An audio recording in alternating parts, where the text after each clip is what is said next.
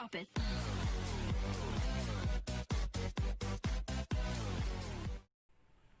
Assalamualaikum. Apa kabar anak-anak? Ya, Ibu harap anak-anak semua dalam keadaan sehat walafiat. Nah, jumpa kembali di Science Class bersama Bunda Lestari. Nah, kali ini Ibu akan merangkum semua pembelajaran yang sudah kita pelajari dari pertemuan pertama sampai pertemuan yang terakhir. Mengapa? Karena di minggu depan kita akan melaksanakan UTS. Jadi untuk mengingat kembali pelajaran yang sudah kita pelajari, maka hari ini Ibu akan membuat rangkumannya. Oke, baiklah. Sebelum kita mulai pembelajaran hari ini, mari sama-sama kita membacakan Bismillahirrahmanirrahim. Semoga pertemuan kita kali ini membawa manfaat bagi kita semua dan diberkahi oleh Allah. Baiklah anak-anak, masih ingat pembelajaran kita yang pertama? Ya, yang pertama kita membahas tentang perkembangbiakan tumbuhan. Nah, perkembangbiakan tumbuhan itu dibagi menjadi dua. Yang pertama adalah perkembangbiakan generatif. Yang kedua adalah perkembangan vegetatif. Nah, perkembangbiakan generatif itu diawali dengan proses penyerbukan. Jadi, pada tumbuhan berbiji, perkembangbiakan generatif diawali dengan proses penyerbukan. Setelah terjadi proses penyerbukan, maka akan terjadilah proses pembuahan dan terbentuklah zigot. Zigot berkembang menjadi embrio, embrio berkembang menjadi individu yang baru. Nah, apa itu proses penyerbukan? Proses penyerbukan adalah peristiwa jatuhnya serbuk sari ke kepala putih. Ya, kamu masih ingat ya? Ada berapa jenis penyerbukan berdasarkan berpindahnya serbuk sari ke kepala putih? Masih ingat kan? Ada 4. Yang pertama, ya, penyerbukan sendiri. Nah, yang kedua, penyerbukan tetangga. Yang ketiga, penyerbukan bastar. Dan yang keempat, penyerbukan, ya, ini dia yang keempat. Nah, anak-anak, selain itu penyerbukan juga dibantu oleh hewan ataupun manusia ataupun oleh angin ataupun air. Nah, masih ingat ya beberapa jenis proses penyerbukan berdasarkan media yang membantunya. Oke, yang pertama apa? Ini dia. Yang kedua? Ya, terus yang ketiga? Nah, berikutnya? Oke. Nah, tentunya kamu masih ingat ya. Nah, dalam perkembangbiakan generatif, untuk memahaminya kita harus mengetahui apa? Ya, mengetahui bagian-bagian bunga. Mengapa? Karena di sini bunga merupakan alat reproduksi atau alat perkembangbiakan pada tumbuhan berbiji. Nah, masih ingat nak bagian-bagian bunga? Yuk, sama-sama dari bawah. Yang pertama, ya, selanjutnya. Nah, kemudian, lalu, ya, seterusnya. Kamu harus memahaminya ya, bagian-bagian bunga. Oke. Nah, sekarang kita masuk ke perkembangbiakan vegetatif. Apa itu perkembangbiakan vegetatif? Perkembangbiakan vegetatif adalah perkembangbiakan tanpa melalui adanya proses pembuahan. Ya, jadi perkembangbiakan vegetatif pada tumbuhan itu dibagi menjadi dua. Yang pertama adalah perkembangbiakan vegetatif alami. Lalu perkembangbiakan vegetatif buatan. Nah, masih ingat contoh-contoh dari perkembangbiakan vegetatif alami? Yang pertama ada rizoma. Yang kedua ada lagi? Yang ketiga ada umbi lapis, lalu ada umbi batang, kemudian ada tunas, lalu ada tunas adventif, dan ada spora. Ya, tentunya kamu masih ingat ya contoh-contoh tumbuhan-tumbuhan yang berkembang biak dengan perkembangbiakan vegetatif alami. Ya, contohnya apa? Ya, untuk perkembangbiakan dengan cara rizoma atau akar tinggal, contohnya adalah jahe, kunyit, kencur ataupun tanaman-tanaman obat-obatan ya. Nah, yang kedua, contoh tanaman yang berkembang biak dengan cara geragi atau menggunakan stolon apa? Ada rumput teki, ada stroberi ya. Lalu yang berkembang biak dengan umbi lapis ada bawang merah, ada bawang putih, ada bawang bombay, ada bunga bakung. Lalu berkembang biak dengan tunas adventif ada tanaman cocor bebek. Dan berkembang biak dengan tunas ya ada bambu dan ada pisang. Lalu untuk tanaman yang berkembang biak dengan umbi akar. Nah, tadi umbi akar kelupaan ya. Umbi akar apa? Ya, ada wortel ataupun lobak. Baru umbi batang. Ya, umbi batang adalah kentang. Itu dia. Nah, sekarang kita memasuki perkembangbiakan vegetatif buatan. Perkembangbiakan vegetatif di sini maksudnya adalah dalam perkembangbiakan ini dibutuhkan bantuan manusia atau ada campur tangan manusia. Contohnya apa? Contohnya cangkok. Lalu apa? Okulasi. Kemudian apa? Ada mengenten atau menyambung ya. Lalu apa lagi? Merunduk. Ini hampir sampai kelupaan dulu ya. Ada merunduk. Nah, kebanyakan tanaman yang dikembangbiakan dengan vegetatif buatan ini kebanyakan adalah tanaman buah-buahan ataupun tanaman bunga-bungaan. Itu dia. Nah, ada satu lagi yang kamu lupa, yang ibu juga tadi lupa untuk mengatakan apa itu, yaitu dengan cara stek batang ataupun stek daun. Nah, nanti kamu ingat-ingat kembali ya, apa contoh-contoh tanaman yang dapat dicangkok, diokulasi, disambung ataupun di stek. Oke, nah Ibu. Nah, itu tadi perkembangbiakan pada tumbuhan. Nah, sekarang kita masuk kepada perkembangbiakan pada hewan. Perkembangbiakan pada hewan juga dibagi menjadi dua ya, secara generatif dan secara vegetatif. Secara generatif sama terjadi dengan proses pembuahan. Nah, apa itu proses pembuahan? Masih ingat? Ya, proses pembuahan yaitu proses meleburnya atau menyatunya sel jantan atau sel spermatozoid dengan sel betina ataupun sel telur. Nah, menyatu, melebur, membentuk zigot. Lalu zigot berkembang menjadi embrio dan embrio berkembang menjadi individu yang baru. Nah, pada hewan perkembangbiakan generatif itu dibagi menjadi 3. Apa itu? Dengan cara melahirkan atau istilahnya vivivar. Lalu dengan cara bertelur atau istilahnya ovivar. Lalu yang ketiga dengan cara ovovivivar, yaitu bertelur dan melahirkan. Nah, sekarang akan kita bahas satu persatu. Yang pertama adalah melahirkan atau vivivar. Nah, hewan yang berkembang biak dengan cara vivivar atau melahirkan tentunya memiliki ciri-ciri tersendiri. Apa itu kira-kira? Nah, ciri yang pertama, biasanya hewan ini memiliki daun telinga.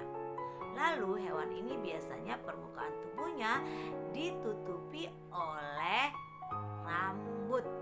Nah, hewan ini memiliki rahim, dan hewan ini memiliki kelenjar susu. Ya. Nah, embrio berkembang di dalam rahim. Lalu, selama dalam masa perkembangan, embrio mendapatkan makanan melalui plasenta, ya, yang berasal dari tubuh sang induknya. Nah, masa kehamilan pada setiap hewan ini biasanya berbeda-beda. Nah, setelah melahirkan, biasanya hewan yang berkembang biak dengan cara vivipar akan mengasuh anaknya terlebih dahulu dengan memberikan makanan melalui apa? Ya, melalui kelenjar susu. Nah, contohnya apa? Contohnya adalah hewan mamalia, baik mamalia yang berada di darat ataupun mamalia yang berada di air. Contohnya yang di darat apa? Ada kambing, ada kucing, ada harimau. Nah, mamalia air apa? Ada ikan lumba-lumba, ada ikan paus ataupun ikan, mohon maaf, dugong. Itu dia. Nah, yang kedua adalah cara berkembang biaknya dengan bertelur atau ovipar. Apa ciri-cirinya? Ciri-cirinya yang pertama adalah hewan ini tidak memiliki daun telinga. Nah, biasanya permukaan tubuh hewan ini ditutupi oleh sisik ataupun bulu. Nah, contohnya apa? Wah, contohnya banyak ya. Ada hewan dari kelompok unggas seperti jenis ayam, burung, apalagi kira-kira yang kelompok unggas, angsa, itik. Nah, seperti itu. Lalu jenis-jenis hewan dari kelompok reptil, ya, kebanyakan mereka bertelur. Misalnya apa? Misalnya ada cicak, ada kadal, ya. Kemudian ada kodok, walaupun kodok bukan reptil ya nak, kodok itu masuk ke dalam amfibi. Nah, selain itu, ciri-ciri hewan yang berkembang biak dengan cara bertelur ataupun secara ovipar biasanya dia tidak memiliki kelenjar susu, ya. Jadi embrionya berkembang di dalam cangkang. Nah, dalam masa perkembangan embrio, dari mana mereka mendapatkan makanan? Mereka mendapatkan makanan berasal dari cadangan makanan yang ada di dalam cangkang ataupun telur. Nah, jadi bermacam-macam ini ya lamanya hewan atau embrio yang berkembang di dalam telur. Contohnya ayam. Kira-kira masih tahu nggak ya kamu ya, kira-kira ayam berapa lama sih di dalam telur dia baru dia menetas? Ya, kurang lebih 21 hari. Nah, ya, setelah itu nanti setelah embrionya berkembang dengan sempurna, maka telur-telur tersebut akan menetas dan muncullah anak-anak atau individu yang baru. Nah, yang ketiga yaitu dengan cara ovovivipar, bertelur melahirkan. Ini maksudnya bagaimana? Ya, maksudnya embrio yang ada, embrio itu berkembangnya di dalam telur, bukan di dalam rahim, tetapi telur ini tidak dikeluarkan dari tubuh sang induk, tetapi dia tetap di dalam tubuh sang induk. Nanti setelah waktunya, maka dia akan keluar seperti hewan yang melahirkan. Nah, pada hewan ini dia tidak memiliki ciri-ciri khusus tertentu ya, tapi dia spesial gitu. Jadi tidak semua hewan yang berkembang biak dengan cara ovovivipar. Contohnya apa? Contohnya misalnya dari kelompok ikan, yaitu adalah ikan hiu. Ikan hiu itu adalah salah satu hewan yang berkembang biak dengan cara ovovivipar. Jadi dia tidak mengeluarkan telurnya, tapi telurnya tetap di dalam tubuh sang induk. Lalu apalagi? Ada ular boa.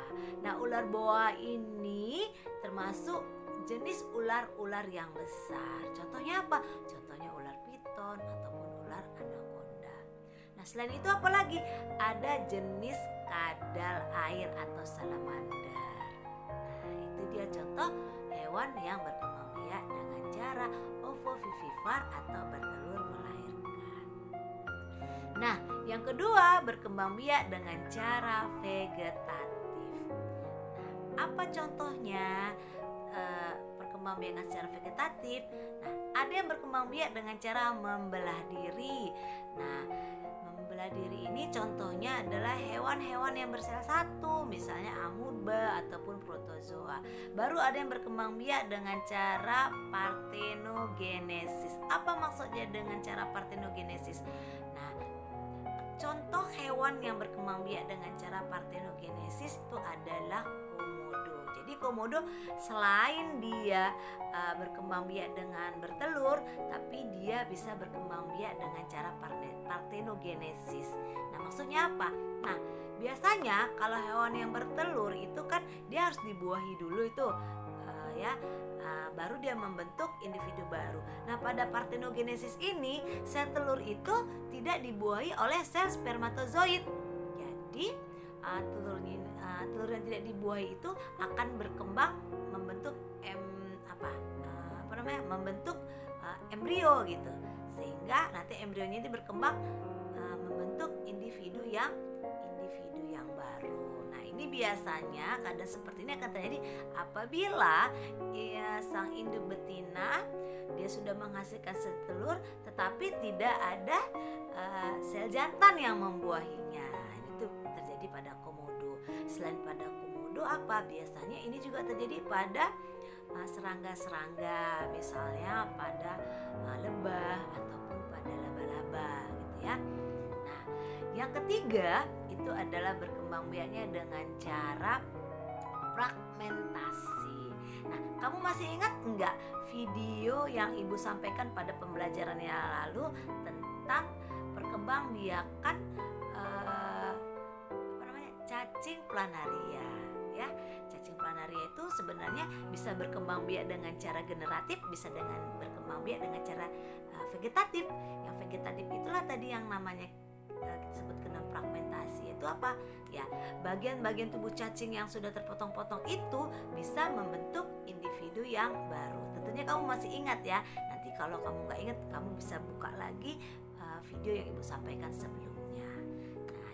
Nah, perkembangbiakan dengan cara fragmentasi biasanya ini banyak dialami oleh jenis-jenis cacing, terutama cacing pipi seperti cacing planaria ataupun cacing pita ya.